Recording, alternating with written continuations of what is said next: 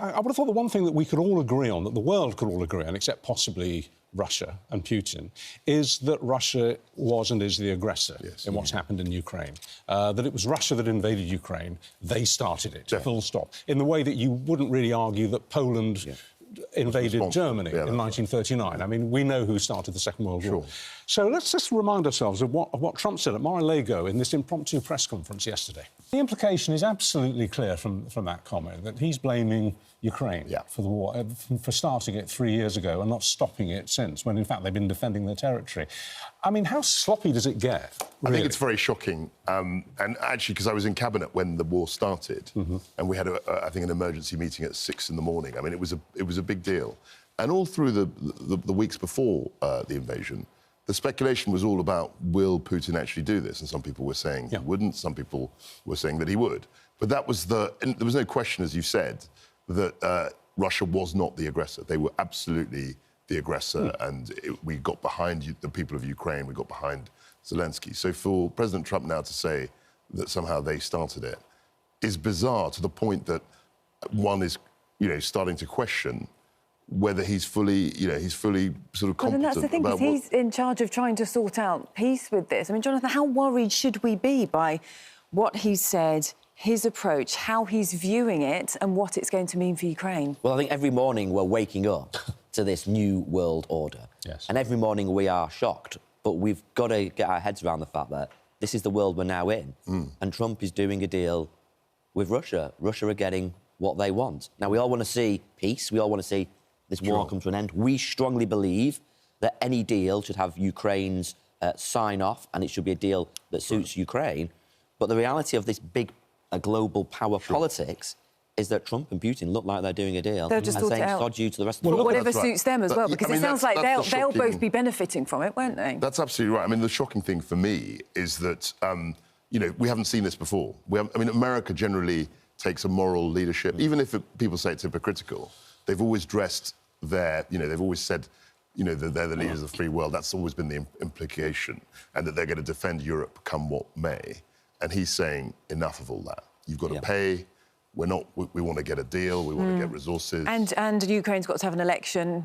That was bizarre as well. And also the fact is that he's cut out not only Ukraine, but European allies. I mean, I can't remember that ever happening before. For the last 3 years, we have been saying, almost all responsible commentators have been saying, and all responsible governments have been saying, that Putin must not be allowed to win.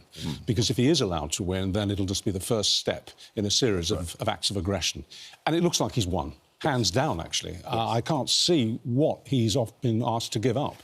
It looks as if we've conceded, or America has conceded, everything to him. So should we be worried that this time next year we'll be talking about some kind of incursion in the Baltic states? So I think that is a real fear.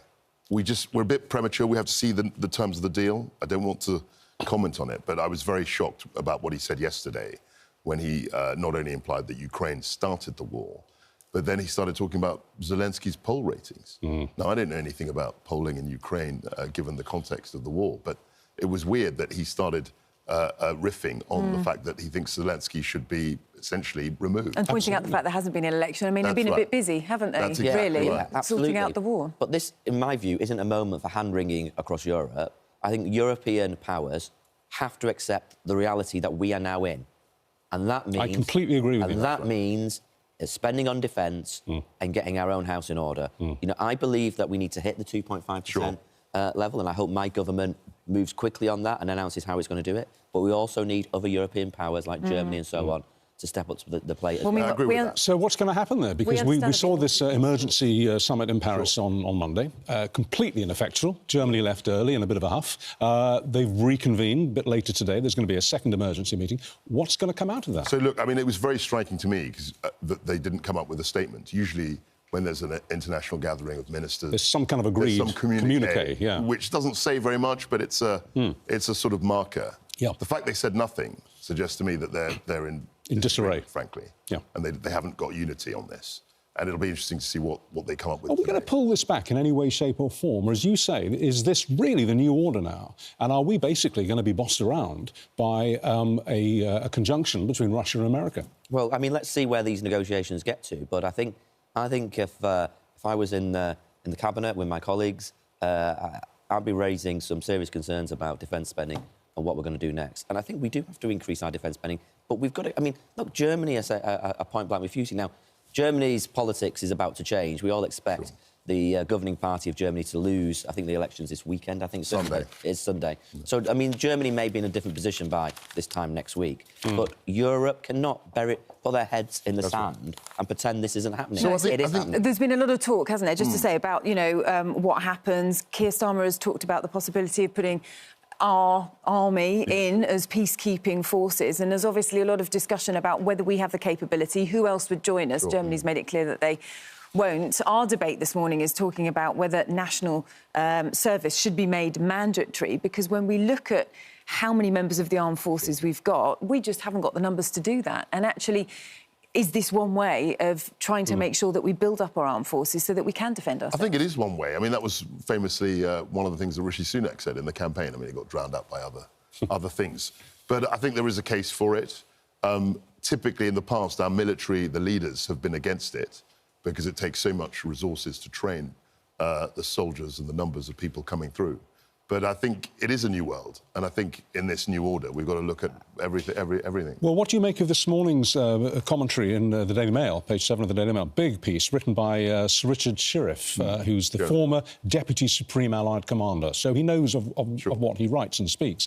And he's quoting Churchill and saying, action this day, and he thinks that what Trump has done leaves us with no choice but to make plans now for conscription. What do you think? Well, I'm not convinced about the need for conscription and a return to national service, because as Kwasi said, often the military chiefs think that the effort that has to go into training people who don't particularly want to be in the army is too much of a distraction. But I think what you've got to do, you've got to build up your troops. The army has been hollowed out, but you've also got to really, really invest in the modern technology, AI, drones and so on. This is the new frontier now of warfare. And you've got to have the support of those who are going to be conscripted. I know that later we're going to be showing some interviews we did with young people, Generation Z. Is that available to see now, or are we still cutting it? OK, we're just digging it out now, and we're just basically asked young people. So the poll said of Gen Z found only 11% said that they would fight for Britain. It seems a lot of them aren't keen. I think we've got it now, so let's take a look. I'm not trained. I can't even walk up the stairs. If it was mandatory, obviously I'd go. I mean, the fact that you can die for your country before you can vote, there's no incentive for young people to participate. I don't think I'd be very useful. It's just not my vibe. Yeah, I probably would. Come from a family of people that have served in the Royal Air Force and Army as well. I don't think I have a good enough reason to want to give back to this country in that sense. Just doesn't seem like something I would enjoy. It's really You've got to love them, haven't you? I mean, isn't it? When I think back to my father, who did national service after the war in the RAF, I can just imagine him saying, because he was being sort of inculcated in the local RAF office, but it's not really my vibe. Not my thing. Not really. Not my thing. fancy that. It doesn't make me very happy. I mean, I think it's quite shocking. But at the same time, you know, sentiment can shift. Yeah. I think what Jonathan said about the new world order is so true. I mean, it's something we've got to get our heads around. I happen to agree when Trump said NATO has to, the NATO allies have to put more of their resources in, because, you know, many of us are of an age where we remember the Cold War. And essentially, the US was underwriting all of our security. And when we say the US, we mean the taxpayer. We mean the working people of America. Their tax dollars. That's right, that's right. And so I think it's fair enough for an American president to say, you know, you've enjoyed, you know, our 70 years of this, yeah. And you've got to pay more for your own security on your continent. But if they won't join us in policing Europe, if they won't come and help, even if it's only to send aircraft to patrol in the skies above Ukraine, what will happen to NATO? I think NATO will be under huge pressure. I mean, the question actually at the moment is very much whether the US might want to leave NATO. I mean, certainly from John Bolton, who was Donald Trump's first security advisor, his book, he says Donald Trump actually wanted to leave NATO in his first term. That's on record. And it took a lot of people to persuade him that actually NATO was the best vehicle to ensure collective security. So even the future of NATO, or certainly the future of the US membership of NATO, I think is going to be under discussion. And if the US were to leave NATO, I mean, my word. Yeah, I mean, the world would be such an unsafe place. And look, I mean, I know I feel a bit like a broken record, but, you know, Europe cannot carry on pretending this isn't happening. No, that's it is happening. It's happening before our eyes. So actually that would cost us an awful lot more because everyone would then have to invest so much more in their defence, wouldn't they? So I think Trump, as usual, has just put a wrecking ball through, you know, all the norms that we kind of grew up with. Okay. And we're going to have to adapt, as Jonathan says, to a new situation. We must talk about our top story today because it is absolutely heartbreaking for the families of those that were killed in the Nottingham attacks. We're hearing about these police blunders that left Valdo Calacane free to kill 3 people. 11 blunders by the police, which meant that he wasn't arrested, which meant that they didn't know... They didn't know his background. They hadn't checked him on the computer. This is Leicestershire Police failings that were found. And, you know, it's just shocking, isn't it? We've got a statement from the families, and they're saying if the police had just done their jobs properly by performing a simple check on the police national computer, Barnaby, Grace and Ian might still be alive today. I mean, you know, it breaks your heart, doesn't it, actually, that this situation was there, and because it seems that procedure wasn't followed, he wasn't caught in time. I mean, absolutely, it is heartbreaking, it is shocking. And it's also, I mean, people will be angry as well, because I think I said this last week when I was on the programme, which is, it feels like every other week we're discussing a most heinous tragedy, and usually the background to it is some systemic failure. Whether it's systemic failure with mental health services, with policing, or whether it's a systemic failure with the anti-terrorist organisation called Prevent.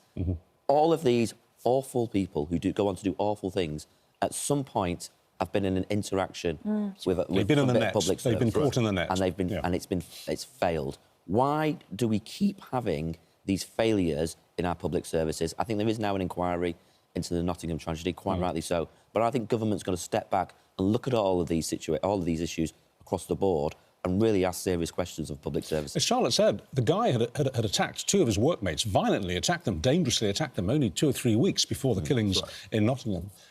He was on, as you say, he was on the National Police computer. It was all there, waiting. This was particularly shocking because if they'd just done their jobs, this tragedy wouldn't have happened.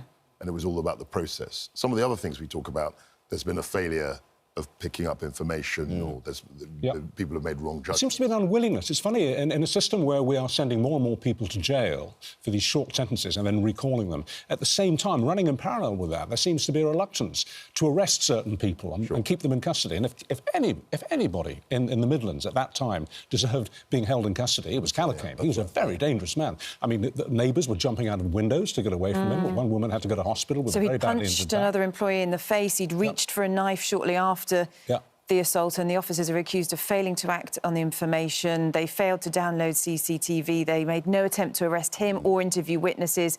We talked about the failure to check the police national computer. Just one thing after another. I mean, I think if they'd have done even some of those things, actually, it might have been a different outcome. If they'd done their jobs half well, tragedy wouldn't have. Absolutely. Well, just moving on to perhaps a bit of optimism, we've got a change in the law today with knife crime. Looks as if the government are now going to go after the retailers. And if somebody's caught selling a knife to a kid, they could go to jail. They could get up to 2 years, whether it's the person who processed the sale, say online or in a shop, or the boss of the company, the CEO. What do you make of that? I think that's a great idea. And I think it's absolutely staggering that up until now, that you can go on your phone, you can go on one of these sort of apps which sells, you know, sort of zombie knives, machetes and so on, and you can just order one and get it delivered to your door. In theory, they're supposed to check your age, but often they don't. I mean, I think that is staggering. However, while this is good news, I think we've also got to be realistic. A lot of knife crime is committed by kids getting the kitchen knife. Absolutely. And take it into school. So we've got to really have a plan about how we deal with that as well. Some people have suggested that you get rid of the pointed... So banning the pointed end of a knife. I was quite attracted to that idea, although some other people think it's bonkers because... But, you know, because obviously when you stab... Well, I've never stabbed anyone, but, you know... but the point being that the point goes in, but if you sort of smooth off those points... But if it was limited, then that could at least limit some of the damage that's done, couldn't it? Yeah. But I think, you know, we've got to look at why knives are being carried, why our young people automatically think, I've got to take a knife out with me. This is the way to resolve a dispute, or I've got to have one for my own protection. So we've talked about this before. What is going on here? Well, there's that escalation. So it's a sort of cycle, a vicious cycle, because people, the more dangerous it seems, the more likely they're going to get a knife. And that just creates its own momentum, and I think that's kind of where we are, I'm afraid. Well, I suppose it's every little helps, isn't it? I mean, every small thing we can do to reduce the numbers. We don't know when this is going to be saved. introduced, though, so we've still got to wait. No, it's being announced. I should make it clear. It's being announced today. When it comes into effect, we're not sure, but at some point, hopefully the near future. I want to ask you this. I'm really fascinated by this story. What do you make of Craig and Lindsay Foreman? Now, this is the married couple in their 50s who decided to go on a motorbike ride to Australia, and in doing so, go through Iran. They were warned by the Foreign Office not to do that. They were warned not to even think of entering Iran because, as we all know, if you have a British passport, if you even look European, there's a good chance you're going to be arrested in Iran and detained on completely trumped-up charges. Their family and their friends begged them not to go into Iran, and their response was a confident and a cool and a calm, well, we'll find this out for ourselves. Let us discover that. We think the people of Iran are decent and we'd like to meet them. So we're doing it. Well, they've been arrested. And yesterday they were charged with spying, but are clearly trumped-up charges. Yeah. God knows how long they're going to be incarcerated. This is really serious in Iran, isn't it? What do you make of it? I mean, I think they were naive. I think they should have listened to their loved ones. And also, you have to understand the geopolitical situation. I visited Iran in 2007, and it wasn't as fraught. I went with a friend. And which year was that again? 2007, so it's 18 years ago. Right. And it was a very different, geopolitical world. And you had to get an invitation. You had to write, essentially, to the hotel you were going to stay in. And then they had to write back to say that, you were kind of a guest almost of the country. So it was quite a formal process. And then we visited, and there were people on their gap year from England, and it was slightly more open. I think in today's world, given where we are with Iran, given what's going on in the region, I think it was a really naive thing to do. Well, it's innocence abroad, sort of. I mean, absolutely. I mean, obviously now we hope that our Foreign Office can put their diplomatic pressure on Iran to do what they can to get this couple back as quickly as possible. But it is very, very... I mean, it must be frustrating for Foreign Office officials when they were given clear advice. But also the friends and family of the people who were saying, please don't do this. And we know from past cases, people have been incarcerated for years, like Nazanin Zaghari-Ratcliffe. That's right. And they're that ruthless. Could be they'll future. use it as a bargaining chip. Oh, yeah. So they just see, well, you've just literally walked into our backyard, metaphorically, we'll grab you, and then we'll use you to I wonder if... I mean, we don't know this until hopefully one day they'll get out and we'll talk to them about it. But I do wonder if possibly they felt in some psychological way protected by the fact that they were doing it all on camera. They'd already been sort of quite well known by Channel 4 viewers who'd watched them in a programme where people relocate from this country to Spain. And they'd starred in a series of episodes of that. So they were used to sort of living out their private lives on camera. And the whole thing this journey they were on, they were filming and posting on a daily basis. And they were going to present that research. And they were going to present that research when they got to Australia. Do you think they felt in some way protected by the fact that they were doing it all on camera? I think they might have thought that, but that was clearly the wrong thing to think because... the mullahs and the police in Iran won't really care about your Channel 4 profile or, the number of hits you get on Instagram. Well, it's actually drawn attention to them. Yeah, exactly. I mean, that's why they know about them, because they're doing it. That's right. Okay, well, God help them. Let's hope they get out soon. Absolutely. They're talking about walking into a man trap. We've got to talk about the latest Cabinet Minister whose CV is under the spotlight, because it's the Business Secretary, Jonathan Reynolds, and we had the talk about Rachel Reeves and everything with her CV, and now he has been accused of calling himself a solicitor when he was, in fact, only a trainee solicitor, and in some places the trainee had been dropped from the description, and actually he spoke to MPs. I think we've got the clip now. We can listen to what he said to describe what he did. Before the last election, I worked as a solicitor in Manchester city centre, and I would travel in to Manchester every day from what is now my constituency. Well, he didn't, you see. He wasn't qualified. He was a trainee. Well, look, I mean, Johnny Reynolds is a very good business and trade secretary, and he's working very hard on the government's industrial strategy and on our trade strategy. I mean, I think there's no dispute. He did work at a Manchester solicitors firm, but he was a trainee there. But he was doing law-related work while he was there. A solicitor's a difference. It's a legally protected title, isn't it? It's a criminal offence to say you're a solicitor if you're not a solicitor. This is a bit more than CV embellishing, presumably, isn't it? while he was doing work at this law firm in Manchester, he was engaged in legal work. He was working on but he cases. wasn't a solicitor. I mean, I think I actually quite liked him. He was my shadow when I was business secretary. and he, very professional, very straightforward guy, I thought. But I think this is quite serious because he's essentially saying or making claims that he doesn't deserve. I'm sorry, I feel a degree of sympathy for him that I didn't particularly feel for the Chancellor and her enhanced CV. I mean, when I look back at my training days, I was a trainee journalist for 3 years on an official training course, the National Council for the Training of Journalists. And at the end of it, after 3 years, you took an exam and you passed and you were a qualified journalist. I never took that exam. I was too busy on a news story on the day that I was meant to sit it. Shocking CV embellishment. I call myself a journalist, but I'm not a second. qualified journalist. But actually, effectively, I am. But there's a difference because you can do the job of a journalist, though, without having passed the qualifications, whereas you can't... Well, some people would dispute that. But, you can't do the training, job. is that what you're saying? I just think you can't do the job of a solicitor. Don't you think that was a slip of the tongue? No. No? I just think it erodes trust in it. You can't call yourself a solicitor if you're not. And he's amended that, or the LinkedIn page. Yes. He's amended it. So he did write it. He had time to consider. Someone wrote it. I don't know who it was, but someone said that this guy was a solicitor, or I was a solicitor, and as Charlotte said, it's a very specific thing. You pass the exam, and then you get, It's like saying you've got a degree when you haven't passed the exam. When you haven't actually taken the degree. degree. Does all this erode trust? The trouble is when people hear things about politicians like this, it all boils down to, well, can we trust them then? Well, I can see that because us politicians are held in pretty low esteem. Anyway, even us ex-politicians... You're about to make some revelations about your own CV. Anything to declare? What did you say? What did you say? And there's one clear thing on my CV. It's got loser. Is that what it says on my CV? Like, losing my CV. Well, we've all had ups and downs. But no, I mean, look, politicians have got to work really hard to maintain the trust of the electorate. OK. Would you like to meet Arca? Let's have a look at her. This is Arca. This is the new AI-programmed robot. Companion, isn't it? There's been Arca, I should say, been developed in America.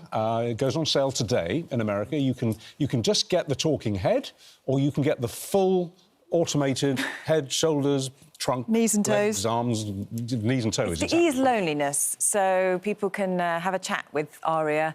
And they can make conversation. You can take her on a dinner date. I mean, that is for weirdos.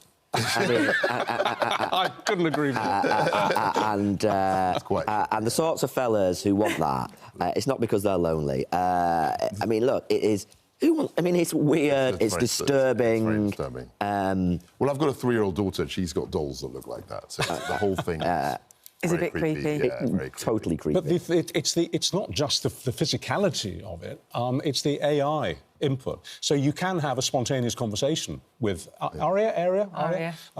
So you will say, as you will see from a report that we'll be running later, you can say, do you like me? What do you think about humans? And she will give you a fully developed response.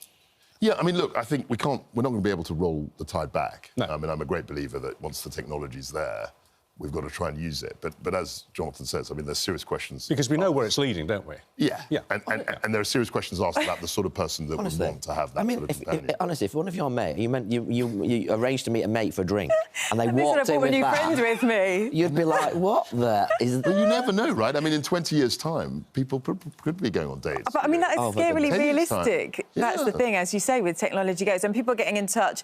Larry says, we are creating our own extinction. Mo says, I'm with Richard here. That robot is creepy beyond belief. Kelly says, I understand it will bring companionship to some, but still very creepy. I think that's the sort of the feeling from the vast majority this morning. Get a pet dog or something if you're lonely. Don't get one of those. We will wait to see, won't we, what happens next with that one. Yeah. It's just Laura says via email, not our Laura. She says, I feel that having AI humans is a deeply worrying new era. The world is getting hacked through technology. Technology's just wiped it from my screen, so I can't complete what she was about to say. She's intervening already. Exactly. Arca is creeping in. It's all right until it goes wrong, that's the thing, and then who knows where we'll end up. Thank you both very much. We will see you back again at the end of the show. Thank you. See you later, guys. Thank you.